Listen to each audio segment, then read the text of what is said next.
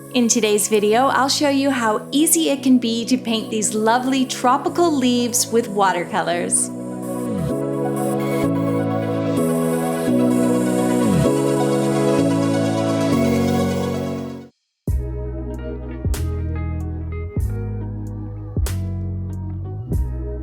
Hello my friends, welcome back. My name is Shayda Campbell and today I have another watercolor project for you. We are going to paint some tropical leaves. Now I will be working in this watercolor sketchbook from Strathmore and I have some news. You can now find all of the projects that you see on the YouTube channel on my blog. Yes, there is a Shayda Campbell blog where you can see pictures of the artwork and get specific links to all the products that you see on the channel like the paper and paint brushes, so check it out after today's video.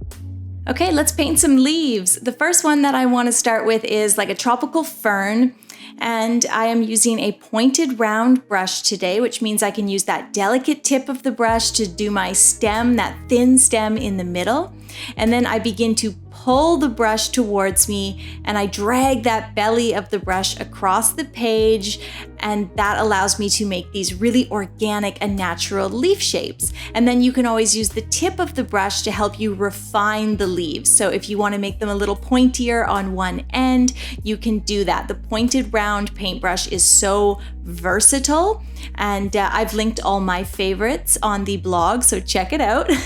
And then you can finish up this fern by maybe thickening the stem and doing a few lines down the center of each leaf.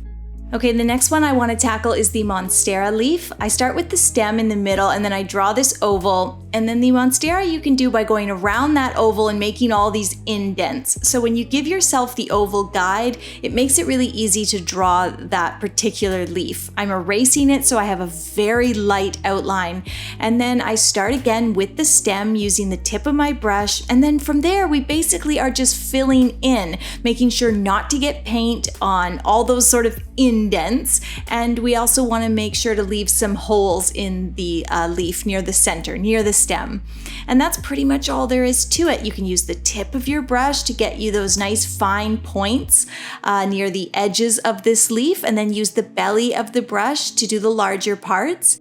And a good tip for a large leaf like this is just to have a few different colors of green paint mixed up on your palette so that you can grab from different shades or different hues of green. That way you get this really nice organic look, and you can see I've used some dark green and then a more grass green, and they all meld together or blend together on the page. And the final step here for me is just while this is wet, I'm adding a bit of darker green right near the center and kind of letting it bleed out, and it looks really nice and natural. For the next leaf, we are doing a kind of variegated tropical leaf. So I'm starting with a milky green. I've mixed green with a bit of white and gray to give me this really light green color. And then as usual, I start with the stem for the center of the leaf. It's just a good idea to mark your center, and then use the belly of the brush, drag it across the page, and allow that moisture or pigment to flow out and create this really natural leaf shape. So I don't know exactly what shape is going to emerge when that brush hits the page, and that's okay. And then we're going to come over here and grab a darker green. If you need to mix up a dark green, try mixing in a dark blue. You could even mix in a little bit of black. You can experiment with brown or even purple, but you want a very dark green. And then we're going to make these little splotches. Now, if your green's not dark enough, come back to the palette and grab from an area that's maybe not quite as wet, doesn't have as much water in it. And we want these extremely dark green patches. And again, I'm just kind of letting the belly of the brush hit the page in order to make these random shapes. I don't want to overthink it. I want them to look natural and perfectly imperfect. And then the last thing I'll do is use the tip of my brush just to reshape those splotches a little bit, and that's all there is to it. Next up is the banana leaf. So as usual, using the tip of the brush to make the center mark or the center stem.